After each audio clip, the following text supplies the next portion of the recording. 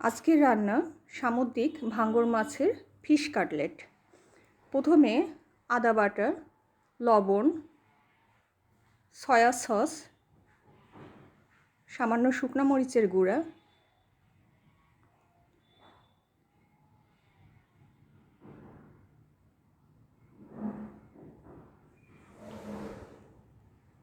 লেবুর রস,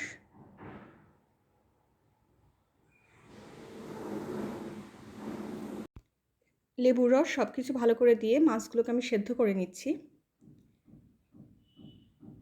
এই মাছটা খেতে খুবই সুস্বাদু।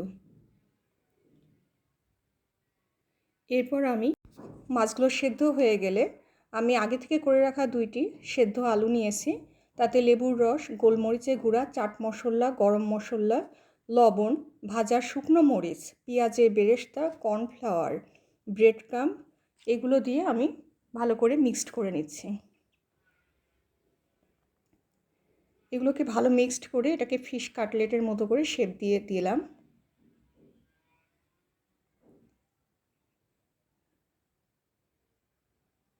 এরপর ডিমের মধ্যে সামান্য লবণ দিয়ে তার মধ্যে কর্নফ্লাওয়ার দিয়ে সেটাকে আবার ব্রেড ক্রামে লাগিয়ে আমি ফিশ কাটলেটগুলোকে তেলে ভাজার জন্য দিয়ে দিচ্ছি।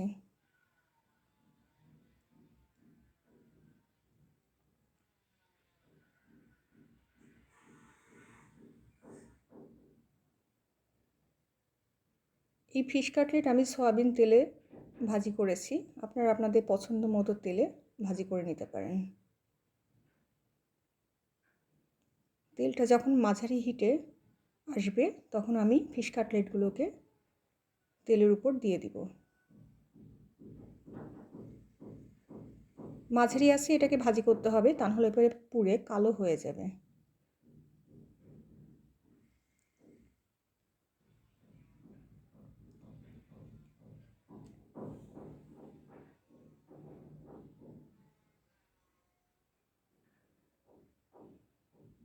ফিশ কাটলেটগুলোর এক পাশ ভালোভাবে ভাজা হয়ে গেলে এরপর আমি খুবই সাবধানে কাটলেটগুলোকে উল্টিয়ে দিয়েছি।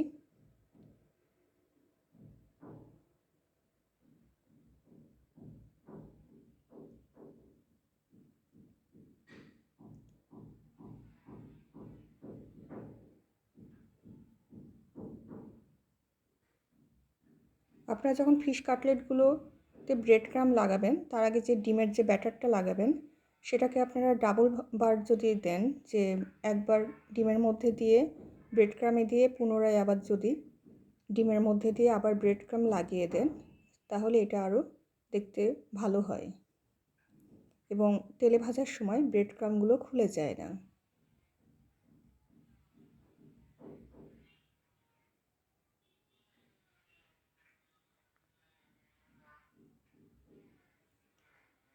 ভালো করে দুই পাশ যখন ভাজা হয়ে যাবে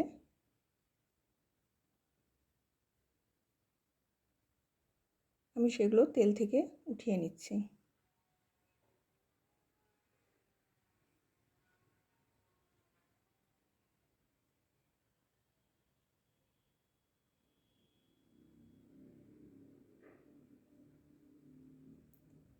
এভাবে হয়ে গেল সুস্বাদু সামুদ্রিক ভাঙর মাছের ফিশ কাটলেট।